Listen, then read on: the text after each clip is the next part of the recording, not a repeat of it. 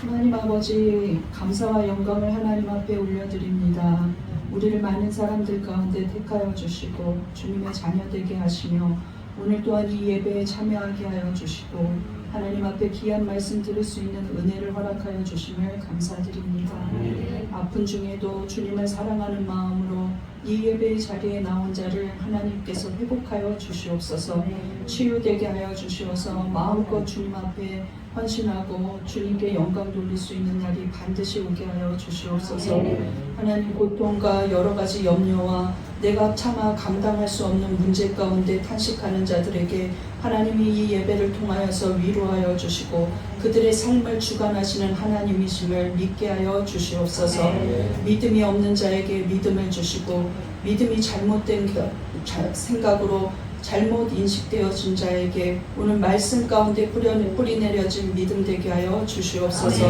복음이 심기어지는 역사가 일어나게 하여 주시고 처음 온 자들도 이 말씀을 잘 이해하게 하시고 하나님 먼저 믿고 있는 자들도 정말 생명을 주신 예수 그리스도께 감사하는 시간 되게 하여 주시며 한 사람이라도 이해하지 못하거나 딴 생각하거나 다른 마음 품거나 또 자는 사람 없도록 하나님께서 붙들어 주시옵소서. 예수님 이름으로 기도드립니다. 자, 오늘 지난주에는 무엇이 복음인가 하고 말씀을 전했는데 오늘은 믿음이란 무엇인가입니다. 따라해 보겠습니다. 시작. 믿음이란 무엇인가? 네, 지난주에 이어서 복음을 전했고 오늘은 믿음에 대해서 전하려고 합니다. 저희 집이 남향인데 25층이라 앞에 가려지는 게 없어요. 그래서 이제 제가 게으르지만 않으면 화분이 아주 그냥 신경 안 써도 잘 자라요. 그런데 잠시 교회 일로 바쁘거나 새생명 막 축제가 있고 막 뭘로 이렇게 신방 다닐 때가 많아지거나 이러면은 눈을 돌려 보면은 노랗게 변해 있어요. 파랗던 잎이. 저거 신경 안 써도 되게 잘 자라는 환경인데 문도 열어놓고 뭐 확장도 안 해갖고 그 바깥에서 통풍도 잘 되는데 저거 왜 죽지? 그리고 생각해보면 신경 안 쓰면 걔는 죽고 마는 거예요. 그래서 제가 얼마 전에 긴 시간 볼 수 없으니까 유튜브 쇼츠로 화분 잘 자라는 거 봤더니 물을 줄 때요 화분을 생각하면서 주래요. 그러니까 어떻게 주냐면 천천히 주라는 거죠. 위에서 비가 내리듯이 수직으로 천천히 줘야지 쑥 부어버리면 오히려 물길이 생겨갖고 뿌리가 썩는다는 거예요. 때 맞춰 영양제도 주래요. 빗물을 받았다가 주기도 하래요. 쌀뜨물을 섞어서 주기도 하라는 거예요. 다 안 하고 살았습니다. 그렇구나. 주인 잘못 만난 화분아 미안해 이렇게 생각했죠. 모든 것이 정성이 있어야 그 열매가 있고 결과가 있구나. 그래야 꽃도 피고 그래야 열매도 맺고 그래야 잎사귀가 풍성해지구나 하는 생각을 했습니다. 하나님 믿음에도 분명히 그런 정성이 있어야 돼요. 믿음에도 이런 과정이 있어야 믿음의 열매도 피어나고 믿음의 결실이 나타난다는 것이죠. 그렇다면 우리가 화분을 정성껏 기르는 것처럼 하나님이 보시기에 정식적인 정말 제대로 된 믿음의 기준이 있을 것입니다. 나는 되게 믿음이 좋다고 생각하는데 하나님이 보시기엔 믿음이 없는 경우도 있을 거예요. 왜냐하면 종말에 대해서 예수님이 말씀하실 때 너희들은 바깥에 쫓겨난다 이렇게 말하니까 사람들이 너무 놀라서 물어봐요. 주님 우리 모르십니까? 우리는요 보통 믿음이 아니에요. 주의 이름으로 귀신들도 쫓아내고 주의 이름으로 병든 자도 고쳤습니다. 우리 모르십니까? 그런데 예수님은 이렇게 말씀하신다고 그랬어요. 나는 너희를 알지 못하노니 도무지 알지 못하노라. 그러면서 바깥 어두운 데 쫓겨나라. 이것은 지옥 간다는 것이죠. 내가 가는 곳마다 귀신도 떠나갔어. 내가 손을 얹어 기도하면 병도 나았어. 왜 내가 지옥을 가지? 이렇게 하고 지옥에 간다는 거예요. 그러니까 터무니없이 믿었다는 거죠. 믿음이 무엇인지 몰랐다는 거예요. 내가 믿는 게 진짜 믿음이라고 생각하고 있었다는 것이죠. 제가 목회를 하면서 많은 사람들, 외부의 사람들도 만나기도 하고 제가 목사니까 목사라고 제가 항상 오픈해요. 왜냐하면 내가 그래야 복음 전하는데 더 위력이 있을 것 같아서 그냥 뭐 자랑이 아니라 나는 목사인데 성경책 읽고 계신데 어려운 거 있으면 제가 알려드리고 갈까요? 예, 이렇게도 말해요. 그럼 목사님 잘 됐어요. 뭔 말인지 한 개도 모르겠어요. 막 이러면서 열심히 펴놓고 읽는 그런 장사하는 분들도 계십니다. 그런데 대부분의 사람들이 얘기하다 보면 아, 나는 믿음이 없어요, 잘못됐어요 하지 않고 나는 잘 믿고 있다는 얘기를 해요. 과연 근데 하나님이 잘 믿는다고 평가하는 게 중요한 거죠. 내가 나를 평가하는 것보다. 오늘 이 시간 말씀에 근거한 믿음이라는 것은 무엇인지 오늘 본문을 보면서 한번 은혜를 받고자 합니다. 첫 번째, 하나님이 보시기에 진짜 믿음이란 무엇인가? 1번 시작. 십자가의 구원이 나를 위한 것임을 믿는 것입니다. 오늘 본문이 길어서 원래는 1절부터 14절이에요. 제가 전할 본문은요. 그러니까 여러분 머릿속에 1절부터다 생각하고 계세요. 그런데 시간상 제가 7절부터 14절이 더 결론 부분이라 그곳을 읽게 했습니다. 그렇다면 본문 1절에 갈라디아 성도에게 보낸 편지가, 바울이 갈라디아 성도들에게 보낸 편지가 바로 이 갈라디아서예요. 그런데 갈라디아는 이방 땅입니다. 근데 바울이 사랑하는 그들의 성도에게 너희들은 어리석구나 하고 느낌표로 시작하고 있어요. 첫 번째 글부터 어리석다 이렇게 말하고 있어요. 과연 무엇 때문에 어리석을까요? 1절 보겠습니다. 시작. 어리석도다 갈라디아 사람들아, 예수 그리스도께서 십자가에 못 박히신 것이 너희 눈앞에 밝히 보이거늘 누가 너희를 깨더냐. 갈라디아 사람들에게 어리석다고 하는 이유가 있습니다. 그들이 바울이 전한 복음을 받아들였어요. 야, 예수님이 나를 위해서 십자가를 지셨구나. 예수님을 믿으면 우리도 구원을 받는구나. 저 유대인들만 믿고 구원받는 게 아니구나. 예수님은 나의 구원자구나. 예수님을 보내신 하나님의 사랑이 있구나. 지금도 성령이 역사하시는구나. 성령까지도 받았어요. 그런데 이 복음을 버리고, 우리는 복음으로 구원을 받는데 복음을 버리고 무엇으로 다시 돌아가느냐? 율법주의의 삶으로 돌아간다는 것이죠. 누군가 꼬드기는 사람이 있다는 거예요. 누가 너희를 꿰더냐, 꼬시더냐 하고 바울이 격양된 어조로 묻습니다. 도대체 누가, 내가 아는 사람이니? 누가 그랬냐? 김 집사냐, 이 집사냐, 누가 그랬냐? 하고 물어보는 거예요. 그런데 이들 중에 누가 꼬시고 있냐면 거짓 교사들이 와서 꼬시고 있습니다. 근데 외부에서 온 자들이 아니에요. 흩어진 유대인들이 갈라디아 교회 안에 있었는데 그 유대인들이 이렇게 꼬시는 거예요. 너희들 유월절 절기, 초막절 절기, 오순절 절기 이런 거 지키지 않으면 구원 못 받아. 우린 그런 거 다 지켰기 때문에 구원 받은 거야. 야, 너네 지금 남자들이 할례도 안 받았어? 야, 그러면 믿음의 증거가 없는 거야. 할례 받아야 구원 받아. 이런 식으로 계속해서 율법주의적인 얘기를 합니다. 그것이 믿음이라고 말해요. 율법을 지키는 게 믿음이라고 이야기하고 있는 거죠. 그래서 너희들은 어리석다. 내가 전한 복음을 버리고 율법을 받아들이는 너희가 어리석다는 거예요. 왜? 영적 분별이 전혀 없구나. 터무니없는 저구원론을 믿고 있다니 도대체 누가 그런 말을 했느냐? 누가 너희들을 꼬셨냐? 하고 말하고 있어요. 그런데 이 바울의 말 속에서 가장 우리가 붙들어야 될 말이 있습니다. 무엇이냐면 그리스도께서 십자가에 못 박히신 것이 너희 눈 앞에 밝히 보인다고 말을 하고 있어요. 이 밝히 보인다는 프로그래프는 뭐냐면 우리가 생생하게 보인다는 거예요. 무엇이냐면 생색하고 명백하게 그림처럼 보다. 근데 그 바울의 1세기에는 그림밖에 없겠죠. 그런데 우리에게는 동영상처럼 보인다는 거예요. 유튜브처럼 라이브 방송처럼 보인다는 거예요. 사진처럼 보인다는 거죠. 실사판으로 우리 눈앞에 예수님의 십자가를 지신 그 장면이 못 박히신 것이 너희의 눈앞에 갈라디아 성도들에게 밝히 보이고 있는데 누가 너희들을 꼬시고 있느냐는 것이죠. 터무니없는 말을 하고 있냐는 거예요. 예수님이 나를 위해 죽으신 것이 보인다는 거예요. 나의 죄값을 대신 지시고 생명을 내어주신 예수님의 사랑을 확인하고 느낄 수 있다는 것이죠. 이것이 믿음이라는 거예요. 너희들은 그것을 밝히 보는 듯이 믿고 그것이 정말로 사랑이라는 것이 감동이 느껴지고 이러면 믿음이라는 것이죠. 그 믿음으로 구원을 받았는데 왜 도로 율법주의로 구약으로 돌아가려고 하느냐는 것이죠. 누구보다 그 현장에서 보고 있는 것 같은 느낌이 와야 저 십자가의 은혜가 그냥 옛날 어떤 화가가 그렸겠지. 아니면 또 심지어 지어낸 얘기 아니야? 근거가 어디 있지? 역사적 자료가 어디 있어? 하고 생각한다든지 아, 나랑 무슨 상관이 있어? 우리 엄마가 믿겠지. 우리 아빠가 믿을 거야. 하는 것은 믿음이 아니라는 거예요. 우리 하나님이 우리에게 원하시는 믿음은 무엇이냐? 그 십자가가 나를 위해서 생명을 주신 십자가라고 믿어줘야 한다는 것이죠. 그 십자가가 어느 공동체를 위한 게 아니라 내 개인의 일로 여겨지는 것이, 그것이 믿음이라는 거예요. 믿습니까? 네. 하나님은 그 믿음을 원하신다는 거예요.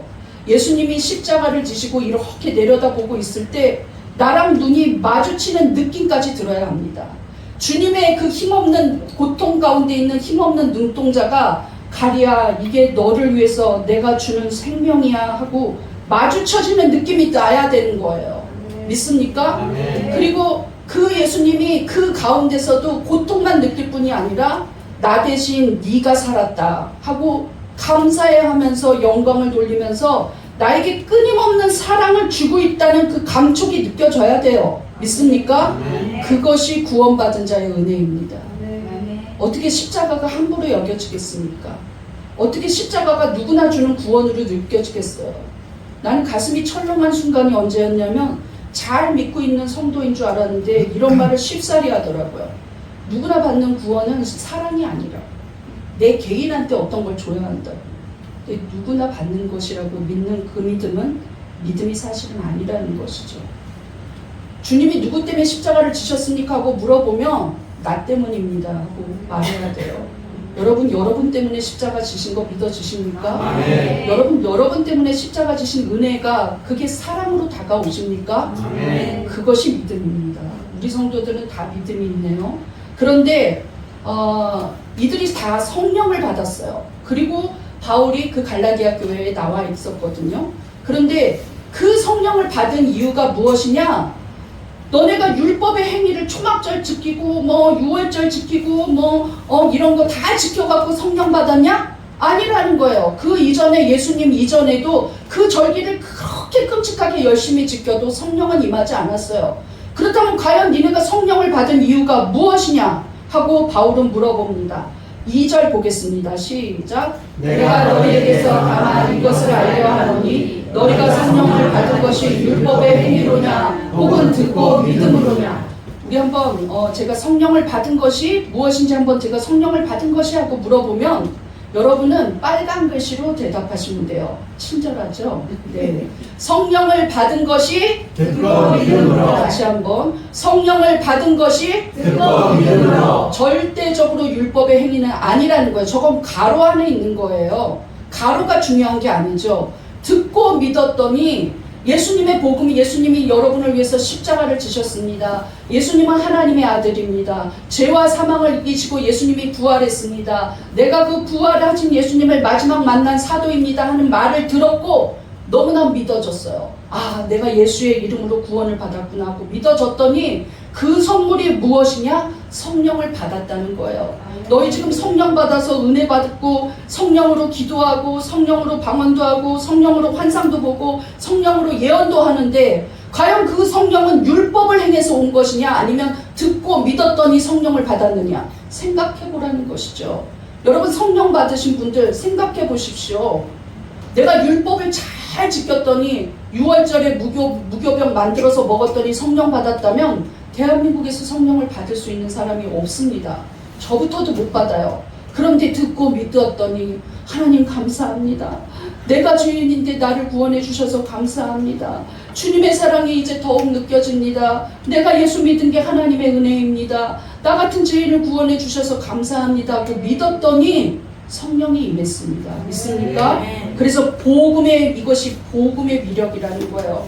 바울은 데살로니가 성도들에게도 똑같이 이야기합니다. 근데 더 구체적으로 이야기해요. 우리가 복음을 듣고 믿어서 어떠한 일이 일어나는지 그 결실을 말하고 있어요.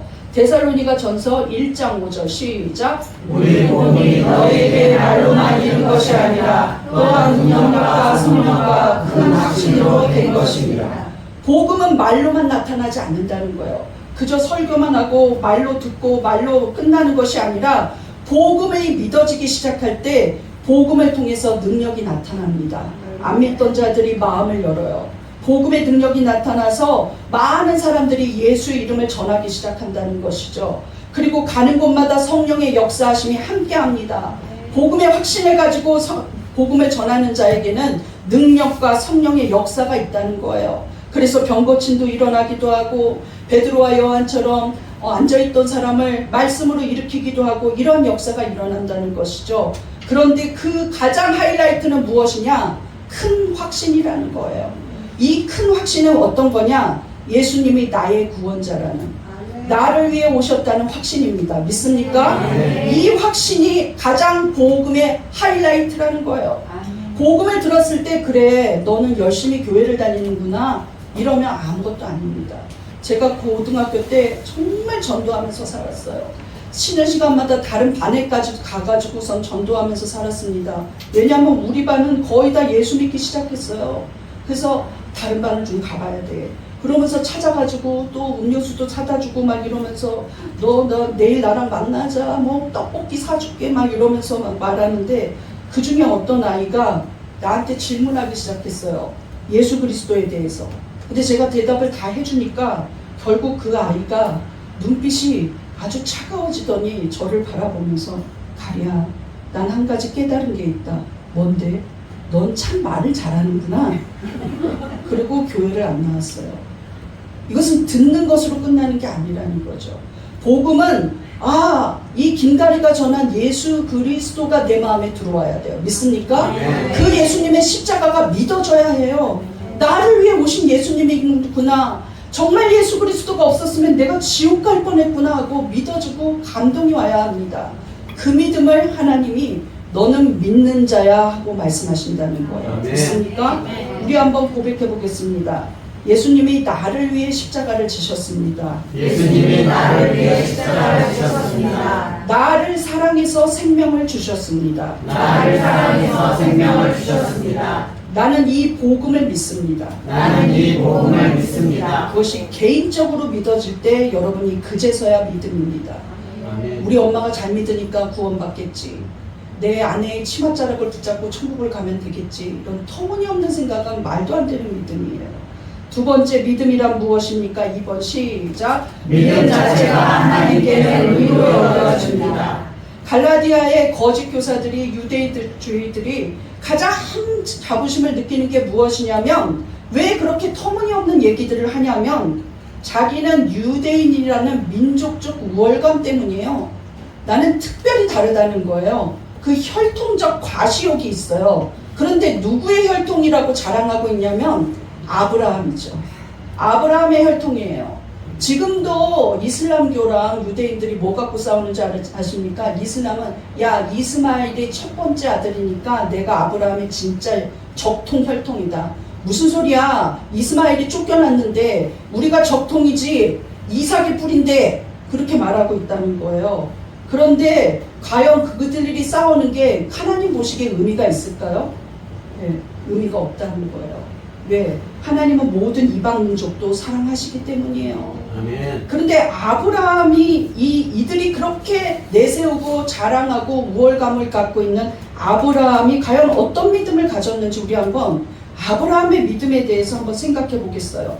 바울이 이것을 인용합니다. 우리 6절 보겠습니다. 시작. 아브라함이 하나님을 믿음에 그것을 그에게 의로 정하셨다 함과 같으니라. 이 말은 바울이 지어낸 말이 아니라 창세기에 처음으로 믿음에 대해서 나온 말이에요. 이 말은 굉장히 중요해서 모든 신학생들이 외우고 있는 말입니다. 어디서 인용한 거냐면 창세기 15장 6절을 인용한 말이에요. 그럼 우리가 그 원문으로 한번 돌아가 보겠습니다. 창세기 15장 6절을 한번 읽어보십시오. 시작. 아브라함이 여호와를 믿으니 여호와께서 이를 그의 의로 여기시고. 우리 빨간 글씨만 읽어볼까요? 시작. 여호와를 믿으니 의로 여기시고. 여호와를 믿었더니 의로 여기셨다는 거예요. 여러분, 율법이 나온 거는 모세 시대입니다. 그런데 그거보다도 훨씬 이전에 아예 율법이라고는 만나보지도 못하고 있지도 존재하지도 않을 때 아브라함은 의롭게 여김을 받았어요. 그러니 율법으로 구원을 받는 게 아니죠. 이것을 이신칭이라는 교리를 설명할 때 가장 먼저 나오는 성경 구절이 바로 창세기 15장 6절입니다. 이신칭이라는 것은 무엇이냐면 써이, 무엇으로 써? 그 다음에 믿을 신자, 믿음으로 써져.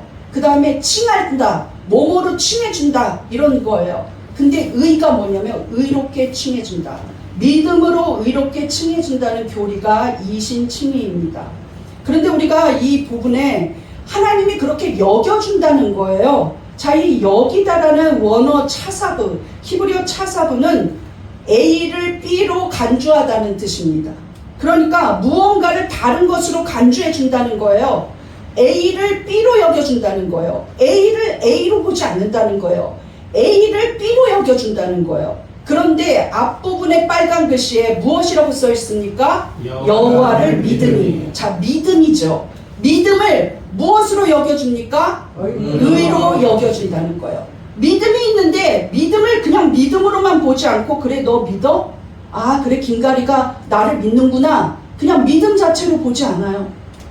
하나님은 내가 하나님을 개인적으로 만나고 아까 1번이 이루어졌을 때 하나님의 살아계신가, 하나님이 나를 구원하셨은가, 예수 그리스도께서 나를 위해 십자가를 지셨다는 것을 개인적으로 믿을 때 그 믿음이 생긴 시점부터 하나님은 나를 어떻게 생각하시냐면 너는 의인이야, 이렇게 여겨주신다는 거예요. 네. 믿음이 있어? 믿음 이꼴 의롭다. 이거를 칭의라 그래요.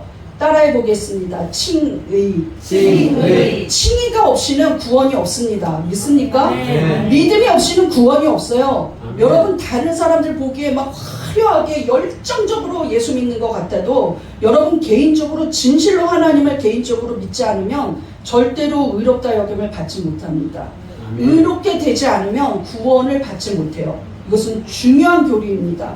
그런데 믿음이 있는 것만으로도 나는 아무것도 드러낼 것이 없고, 나는 여전히 죄성이 있고, 나는 여전히 욕심이 있고, 나는 여전히 죄 가운데 있고, 나는 여전히 나쁜 상상도 하는데 하나님은 의롭다, 의롭다, 의롭다 여기신다는 거예요. 이것이 은혜입니다. 믿습니까? 이것이 너무나도 나는 한 일이 없어서, 한 개도 나는 아무 공로가 없어서, 너는 구원받을 가치가 없어서 이것을 하나님의 전적인 은혜라고 부르고 있습니다. 나는 아무것도 안 했다는 거예요. 나는 그저 하나님이 나를 굴러서 데리고 억지로 가셨다는 것이죠. 믿어지게 했다는 거예요. 그런데 우리가 문법적으로 한번 생각해 봐야 돼요. 아브라함이 주어잖아요. 이 주어인 주체인 아브라함이 한 일은 믿었다는 거예요.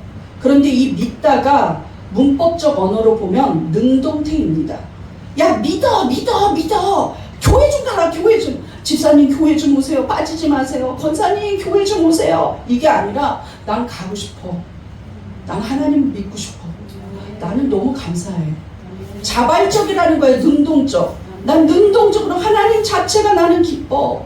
그것을 보시고 이 능동적인 믿음, 자원하는 믿음, 누구야 교회 와라 해서가 아니라, 빠지지 마세요 해서가 아니라 교회 가야 되겠구나, 이 생각이 든다는 거예요. 왜? 난 그냥 예배가 좋아. 왜? 하나님을 예배하는 게 난 너무 기뻐. 난 예수님을 생각만 해도 감사해. 난 그 십자가가 믿어져. 누가 믿어 믿어 믿어 협박한 게 아니라 믿는다는 것이죠. 능동적으로 믿는다는 거예요.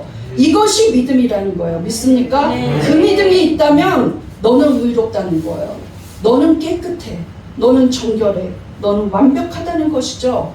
그런데 이 일이 어떻게 일어날 수가 있나요? 나는 아직도 죄 가운데 있어요. 예수 믿고 났어도 나도 며칠 전에도 저 인간이 죽어야 돼 하고 말한 인간이 있어요. 예, 저것이 누군가 죽여야 되는데 이렇게.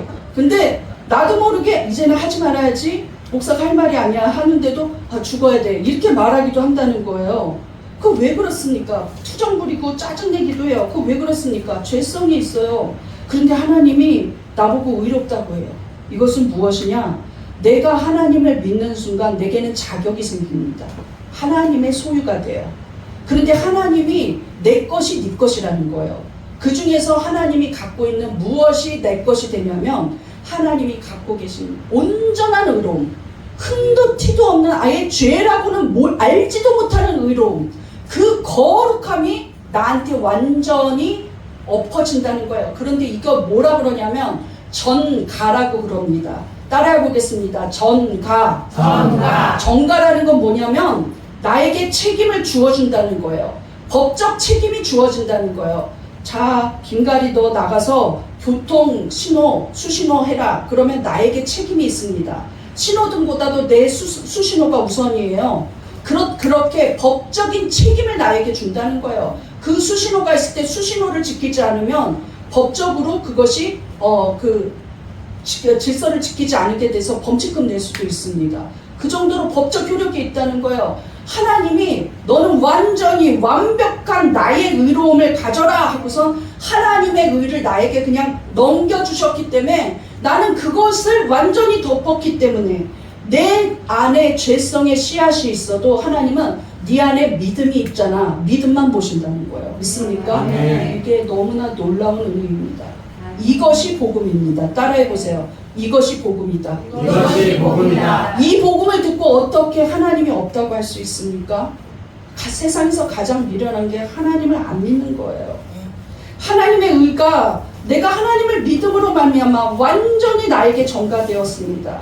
그런데 우리가 이 창세기 15장 6절을 하고 있는데 창세기 15장은 사연이 많아요. 자, 아브라함이 주인공인데 창세기 15장 1절부터 4절까지는 이미 아브라함이 12장에서 아브라함아 네가 있는 그 고향 집 아버지 친척집 다 버리고 내가 지시할 땅으로 가라. 예 하나님 하고 나왔어요. 가나안 땅에 와서 봤는데 남들은 다 그냥 아들이 그냥 기라성 같이 많아요. 남의 집에 가면은 다 큰아들이 아버지 하면서 따라다녀요. 자기는 아무것도 없어요. 친척을 떠나왔으니 이제는 자기는 호를 단신 사라밖에 없어요. 쓸쓸히 외롭게 늙어가는 모습이 1절에서 4절까지 아브라함의 외로운 고독이 나옵니다. 근데 그때 바로 다음 절에 5절에 아브라함아 너 그렇게 장막 속에서 너 자신만 초라하다고 생각하지 말고 나와봐라 하고 이끌어내세요. 자, 하나님은 왜 이끌어냈을까요? 엄청난 믿음의 약속을 하십니다. 5절 보겠습니다. 시작. 그를 이끌고 밖으로 나가 이르시되 하늘을 물어 무뼈를 셀 수 있나 보라. 또 그에게 이르시되 내 자손이 이와 같으리라. 지금 아브라함이 나이가 너무 많습니다. 사라는 애도 못 낳아요. 그리고 외지에 와 있어요. 정처 없이 언제까지 여기에 있을지 알지도 못하는데 밖으로 나가서 한 일이 무엇이냐면 하늘 봐라. 그리고 저 별들 다 셀 수 있겠니? 아유 불가능해요. 너무 촘촘히 많습니다. 네 자손은 이 별처럼 많을 거다 하고 말해줬다는 거예요. 그런데 아브라함이 우리가 읽은 구절이 무엇이냐면 자긴 늙고 외지에 와 있고 특별한 사라가 임신하는 것도 기대할 수 없는데 아브라함이 어떻게 했습니까? 어떤 믿음의 반응을 보였다는 것이죠. 하나님이 말씀하실 때 아브라함이 진지하게 믿음으로 받아들였습니다. 6절 시작. 아브라함이 여호와를 믿으니 여호와께서 이를 그의 의로 여기시고. 믿습니다. 저 별들처럼 내 자손이 많은 줄로 믿습니다. 나중에 뒷부분에 보면 하나님은 모래도 세봐라. 셀 수 없어요. 너의 자손이 이렇게 많을 것이다. 믿었다는 거예요. 의심 없이 믿었다는 것이죠. 믿음이란 자원적이면서도 자발적이면서도 어떻게 해야 되느냐. 어떠한 상황에서도 하나님은 나를 사랑하신다는 걸 신실하게 믿어야 합니다. 믿습니까? 그게 믿음이에요. 그저 자기가 나쁜 일이 생기면 하나님은 없어요. 이렇게 생각하고 그저 자기한테 좀 하나님이 기도한 거 안 들어주면 하나님은 왜 그러세요? 밤낮 하는 일이 하나님은 왜 그러냐는 거예요. 그런 사람한테 하나님은 내가 이래서 그런다고 응답하지 않습니다. 믿음 자체가 없기 때문이에요. 뭘 좀 보여주세요. 뭘 좀 해주세요. 계속 이러고 있다는 거예요. 내가 하나님 앞에 반응하는 게 믿음이에요. 그것이 믿음입니다. 믿습니까? 내가 하나님을 평가할 수도 없는 존재라고 믿어지는 게 믿음이에요. 믿습니까? 나는 하나님을 비판할 수도 없는 존재라고 믿어지는 게 믿음이에요. 믿습니까? 내가 뭔데? 나는 죄인이야. 내가 하나님을 평가할 수 없지. 근데 그 하나님이 나를 의로 여기시는구나. 내가 뭔데? 나는 나의 죄를 너무나 많이 알아요. 내가 추한 걸 너무 많이 느껴요. 내가 아직도 욕심 가운데 있는 걸 너무 알고 있어요. 그런데 하나님 앞에 서면 아이고 의로운 내 딸 왔어? 이러신다는 거예요. 그것이 너무 감사해서 감히 내가 하나님을 평가할 수 없는 것, 그저 하나님을 신뢰하고 믿고 가는 것, 하나님이 나를 사랑하시는 걸 의심하지 않는 것, 이것이 믿음입니다. 믿음은 믿습니다, 믿습니다 하는 게 믿음이 아니라는 거예요. 여러분이 바울이 한 말을 보면 더 은혜가 되실 거예요. 왜냐하면 그 아브라함처럼 너희가 믿는다면, 그렇게 반응한다면 아브라함이 받은 복 너희 것이라는 거예요. 우리 9절 보겠습니다. 시작. 그러므로 믿음으로 말미암은 자는 믿음이 있는 아브라함에게 복을 받느니라. 믿습니까? 아멘. 나도 아브라함처럼 되고 싶어요. 어떠한 상황에서도 하나님을 기뻐하고 어떠한 형편에서도 하나님을 신뢰하는 것이죠. 하나님은 나를 사랑한다는 걸 의심하지 않는 거예요. 믿음의 선진들은 죽어가면서까지도 하나님 앞에 영광을 돌렸습니다. 복음을 전하다가 죽게 생겨도 물러나지 않았어요. 그것이 믿음입니다. 오늘은 그냥 유튜브로, 오늘은 그냥 안 가고 그냥 자고 다음에 믿음 아니죠. 힘들어도 나는 여전히 그 자리에 있는 거예요. 그것이 믿음입니다. 아멘. 우리 한번 고백해 보겠습니다. 나를 의롭게 여기시는 하나님을 나는 신뢰하고 믿습니다. 하나님은 나의 하나님이십니다. 여러분, 지금 어려움 가운데 있는 성도도 있고 힘들고 나약해지고 진짜 믿음이 더 연약해진 성도들도 보여요. 그러나 하나님은 하나님이십니다. 믿습니까? 네. 하나님은 여전히 하나님이신데 내가 변질돼서는 안 되죠. 조금이라도 더 하나님 앞에 가까이 가야지 어떻게 더 멀리 갈 생각을 하면 안 된다는 거예요. 후퇴할 만한 믿음이 아닌데 그냥 되려 후퇴해요. 10점짜리 믿음밖에 안 되는데 빵점이 되려고 하면 안 돼요. 10점짜리가 11점 되고 12점짜리가 13점 되고 이렇게 가는 겁니다. 하나님을 더 신뢰하는 거예요. 그럴 때 하나님이 넌 100점 하시는 거예요. 믿습니까? 네. 절대로 뒤로 가서는 안 돼요. 되돌아보지 마십시오. 우리 예수님이 제자로 삼으려는 자가 저 아버지 장사만 좀 치르고 가족들하고 인사 좀 하고 오겠습니다. 예수님이 뭐라 그러냐면 손에 쟁기를 두고 뒤를 돌아보는 자는 하나님 나라에 합당하지 않다. 하나님 나라에 못 들어간다는 거, 맨날 세상 일에 쟁기만 잡고 있으면 너는 하나님 나라에 못 들어간다고 말씀하셨어요. 절대적으로 예수님이 말씀하신 걸 그냥 흩어져 보면 안 됩니다. 마지막으로 믿음이란 무엇인가? 3번 시작. 율법의 저주에서 벗어나 온전한 자로 여겨집니다. 하나님을 신뢰하는 그 아브라함의 믿음을 보고 아브라함은 의롭게 여겨져서 하나님의 의가 그에게 완전히 전가되었습니다. 그런데 생각해 보세요. 아브라함이 그 뒤에 죄를 안 지었습니까? 죄를 지었어요. 그렇게 잘 믿다가 그냥 하갈을 통해서 이스마엘을 낳는 엄청난 실수를 했거든요. 여전히 죄인이었다는 것이죠. 그런데 그렇다면 우리가 예수를 믿고 나서, 하나님을 믿고 나서 하나님의 의가 우리에게 전가되어 있는데 내가 가진 죄는 어떻게 되는 겁니까? 나는 그냥 죄를 갖고 사나요? 그렇지 않아요. 여기서 놀라운 반전이 일어납니다. 아까 하나님의 의가 전가된 것도 전적인 하나님의 은혜고 칭의였는데 나의 죄는 하나님이 가만히 두고 보니까 계속 죄를 지어요. 인간들은 믿음이 있는 것 같은 것도 죄 짓고 똑같아요. 도끼니 걸기니라는 거죠. 그래서 하나님은 작정하셨습니다. 거룩한 자가 죄값을 대신 치르자. 방법이 없다. 그리고 자기의 가장 사랑하는 아들을 죄의 삭은 사망이라 그 사망을 받게 하셨어요. 이것은 무슨 일이 일어나느냐? 예수님이 십자가에서 죽음을 맞이하시는 그 순간에 이 모든 나의 죄는 예수님께 전가되었습니다. 믿습니까? 네. 여전히 내가 죄를 짓지만 나의 죄는 누구의 이름으로 구원을 받냐면 예수님 이름으로 구원을 받아요. 믿습니까? 네. 내가 죄를 계속 쌓으면 나는 천국에 갈 수 없죠.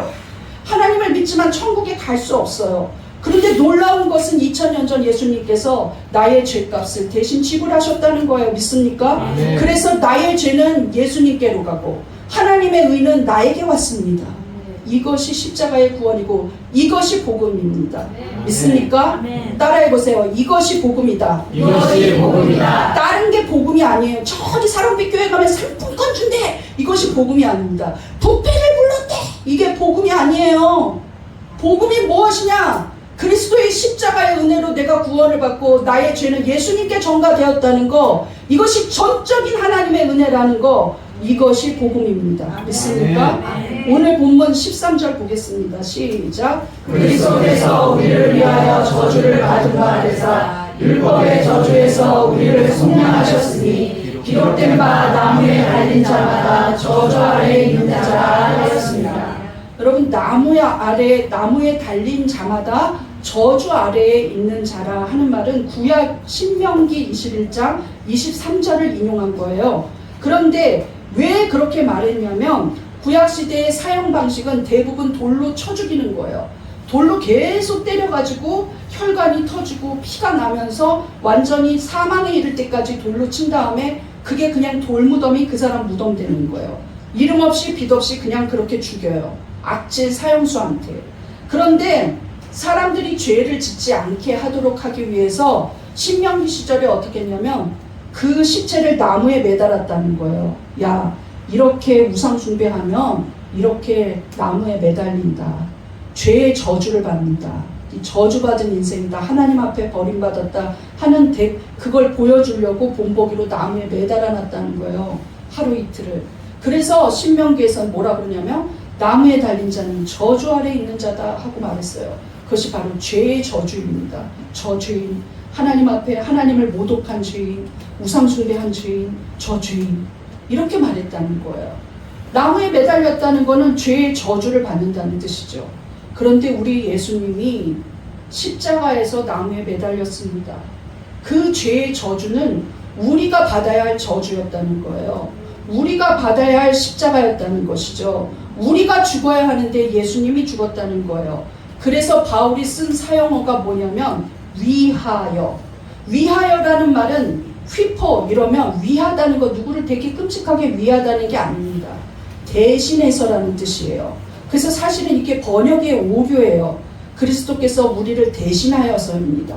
내가 받아야 될 저 나무의 저주를 내가 나무의 십자가에 달려야 하는데 예수님이 대신해서 저주를 받아줬다는 거예요.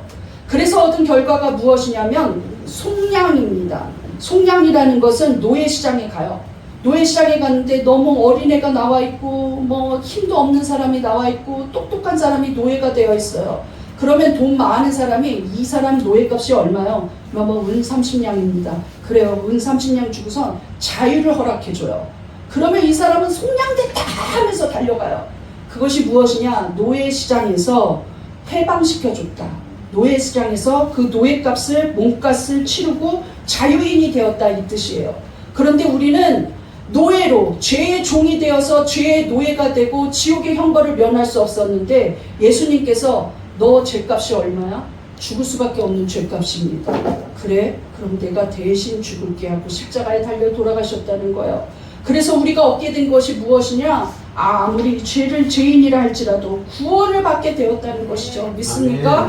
그러므로 우리가 받은 구원은 헛된 구원이 아니라 그리스도께서 우리를 위하여 생명을 주신 구원입니다. 믿습니까? 그런데 어떻게 믿다가 안 믿을 수 있습니까? 그런데 어떻게 예수를 원망할 수가 있습니까? 그런데 어떻게 예수님 앞에서 계산할 수 있나요? 그것은 믿음이 아닙니다. 예수님이 나 대신 죽어버렸으면 나는 더 이상 하나님 앞에서 어떤 것도 아깝지 않아야 돼요. 이게 믿음입니다. 믿습니까? 믿음 있어요 하면서도 그러면 이제부터 11조를 좀 내셔야 하나님이 하나님의 것인데요. 하나님의 주권을 인정하세요. 아, 그거는 좀 내년쯤에나 목사님 이렇게 말한다고요. 아, 주의를 온전히 지키세요. 아, 그거는 좀 내가 힘들어가지고 기도해도 나오세요. 아, 그건 시간이 안 돼요. 난 이거 해야 돼요, 저거 해야 돼요. 아주 성경하고 똑같아요. 일로 와라 초청하고 정말 잔치를 준비했다 이러는데 종들을 다 보내갖고 오겠다는 사람 다 초청했던 사람한테 가보니까 나 어제 밭을 샀거든. 밭일을 좀 해야겠어. 아이고 이번 달에 장가 갔는데 그냥 아유 지금은 신혼이라서 나 지금 소를 샀는데 이거 소가 이렇게 말을 듣나? 한번 봐야 되는데 여러 가지 이유가 있다는 거예요. 여러분 이유 없는 인생은 없습니다. 한가해서 기도회를 나오는 게 아니에요. 돈이 많아서 11조를 하는 게 아니죠. 실제로 우리 교회는 너무 축복하고 기도하고 싶다 할 정도로 아주 작은 금액을 하나님 앞에 온전히 드리는 성도들이 있습니다. 그것이 복된 11조기 때문에 조금이라도 들 써야지 아껴봐야지, 전도 외에는 제가 일절 쓰지 않으려고 노력해요. 그것이 귀하다는 걸 알기 때문에. 그러나 그의 믿음을 하나님이 보시고 얼마나 저보다 더 한량없이 기뻐하시겠습니까? 여러분, 지금 세상이 어떻게 되어가고 있습니까? 예수님이 탄식하는 때가 다가오고 있는 것 같아요. 하나님 앞에서 우리가 얼마나 많은 대륙들이, 저 선진국들이 악법을 통과시키고 차별금지법을 통과시키면서 이제 태어난 지 5년, 6년 된 5살, 6살짜리한테 유치원 교사들이 너의 성 정체성을 네가 생각해봐, 이런 혼란을 주면서, 아니 난 치마 입고 왔는데 여자 아니었어? 우리 엄마가 여자니까 나도 여자 아니야? 왜 나보고 뭘 어쩌라는 거지? 하는 혼란을 주면서 이것이 너의 취향이라고, 너 자신을 존중한다고 말을 하고 있어요. 저 이단들, 복음을 훼손시키는 이단들을 향해서 저것은 이단입니다 하고 말할 수가 없어요. 종교적 차별이기 때문에. 악질 일을 해도 우리가 말할 수 없다는 거예요. 좋은 목사님들은 형벌을 받으면서 그냥 복음을 지켜내기 위해서 계속해서 감옥에 가는 수도 생긴다는 것이죠. 이것이 어떻게 온전한 세상입니까? 인간을 존중하고 인권을 존중하고 개인의 사상을 존중하는 건 하나님 위에서는 있을 수 없는 것입니다. 하나님 앞에 위배되는 사상이 온전한 사상이 아니에요. 믿음에 위배되고 복음에 위배된다면 우리는 반대해야 합니다.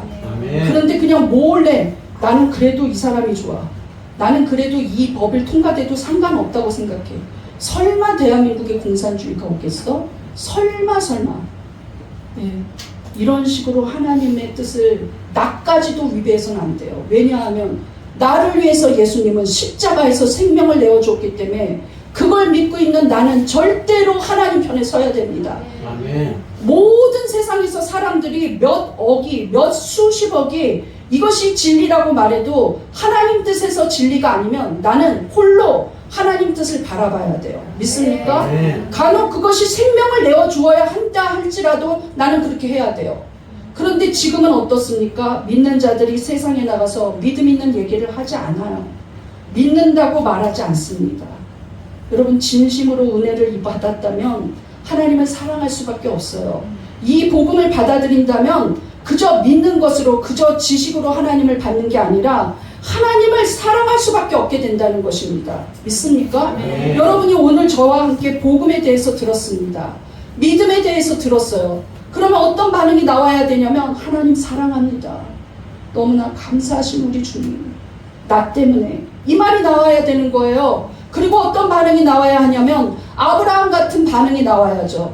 내 삶은 내 거 아닙니다. 내가 50살까지는 내 맘대로 살았어요. 하나님, 나 근데 은혜가 무엇인지 복음이 무엇인지 알았으니 이제 내 삶은 하나님 겁니다. 이제 내 고집을 내려놓는 것이죠. 내 자존심을 내려놓는 거예요. 내 돈도 드리는 거예요. 내 시간도 드리는 거예요. 모든 것이 하나님의 것이라도 나는 아깝지 않기 때문에. 믿습니까? 하나님이 자기 아들을 주셨고 그 아들은 생명을 주셨는데 우리는 할 말이 없어요. 어떻게 하나님 앞에서 조금이라도 손해보지 않으려고 인색할 수 있습니까? 그것은 믿음이 아니라는 거예요. 하나님을 아는 것으로 구원받는 것이 아니라 믿음의 반응이 일어날 때 구원받습니다. 믿습니까?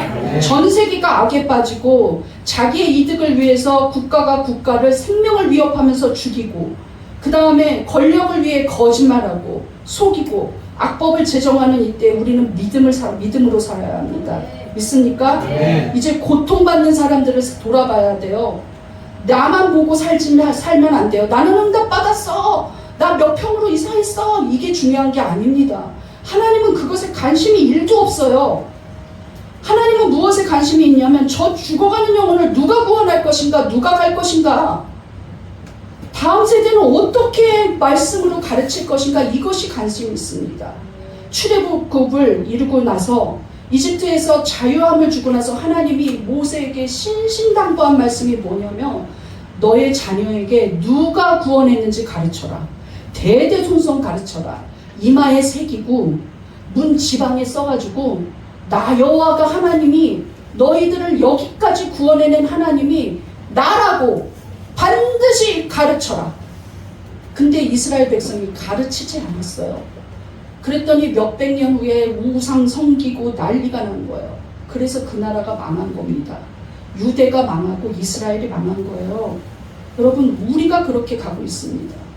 정말 하나님이 우리에게 귀한 선교사들 보내서 생명 걸고 우리에게 복음 전했는데, 우리는 복음은 값어치 없는 것처럼 교회에서 생각해요. 이건 너무 원색적이니까 지옥은 전하지 말자. 성도들이 듣기 싫어할 거야. 잘 될 거라고 말하자. 11조 같은 거 얘기하면 인상 쓰니까 얘기하지 말자. 돈 얘기하면 싫어하겠지? 돈이 아니에요. 10의 1조는 하나님 거니까 얘기하는 것이죠. 저는 한 번도 헌금을 많이 내라고 말하지는 않지만 11조 얘기 꼭 합니다. 주의를 지켜라? 이 말 하지 말아야지. 사람들이 편안히 쉬어야 하니까 벌벌 떨어요. 왜 그렇습니까? 나라가 위기에 놓여도 한마디 말을 안 합니다. 예, 절대 가르쳐주지 않아요. 그러고선 그저 목사님들 모였을 때만 나라가 위기지. 또 위기니까 기도하자고 했더니 정치 얘기하지 맙시다. 정치가 아니라 복음을 얘기하는 거죠. 진리를 얘기하는 거죠. 사실상 정치를 내가 뭘 알 수 있겠습니까? 그런데 나라가 위기이지 않습니까? 여러분, 우리 교회는 작은 교회지만 자립이 목적이 아닙니다. 무엇이 목적이냐? 복음을 전하는 게 목적이에요. 아멘. 기도하는 게 목적이고 선교하는 게 목적입니다. 아멘. 그렇다면 이 교회는 작은 교회가 아니죠. 하나님을 사랑하는 교회입니다. 아멘. 작은 교회라고 어찌나 우습게 여기는 사람들이 많은지 몰라요. 그것은 믿음이 아니라는 거예요. 주의 핏값을 주고 산 교회에 대해서 함부로 이야기하고 함부로 목회자한테 하는 거, 이게 믿음이 아니라는 거예요. 믿음이 아니라는 거예요. 여러분, 교회라는데 조금이라도 좀 게을러 보려고 어떻게 하면 빠질까? 그냥 목사님 피해 다니자. 나를 왜 지적해? 목사님이 뭔데? 내가 다 알아서 해. 이거 믿음이 아니라는 거예요. 믿음을 가져야 합니다. 하나님 앞에 나는 다 드려도 아깝지 않아요. 아멘. 하나님 앞에 내 삶을 전폭적으로 내어놔도 아깝지 않습니다. 아멘. 하나님 어떻게 할까요? 나를 무엇을 하기를 원하십니까? 하고 물어야 돼요. 반응을 하십시오. 그래야 하나님께서 그 믿음을 보시고 의로 여기십니다. 있습니까? 우리 한번 고백해 보겠습니다. 내 죄를 대신 지신 예수님, 내가 주님 사랑합니다. 무엇을 드려도 아깝지 않습니다. 나는 하나님 은혜로 살아갑니다. 내 인생은 하나님의 것입니다. 내 삶은 하나님의 것입니다. 맞습니까? 이것이 믿음의 반응입니다. 우리 결론을 보겠습니다. 믿음이란 무엇인가? 1번 시작. 십자가의 구원이 나를 위한 것임을 믿는 것입니다. 2. 믿음 자체가 하나님께는 의로 여겨집니다. 3. 율법의 저주에서 벗어나 온전한 자로 여겨집니다. 오늘 이 시간에 믿음에 대해서 여러분에게 말씀을 전했는데, 이 시간 큰 소리로 기도하면서 하나님, 내가 아직도 계산했던 마음들, 내 자존심이 먼저였던 마음들, 또 내 삶은 내 거라고 내가 주인인 줄 알고 살았던 것들 하나님 앞에 회개하오니 이제 하나님의 은혜로 살게 해달라고, 믿음을 반응으로 보이게 해달라고 간절히 주여 한번 부르짖고 기도하시겠습니다. 주여! 하나님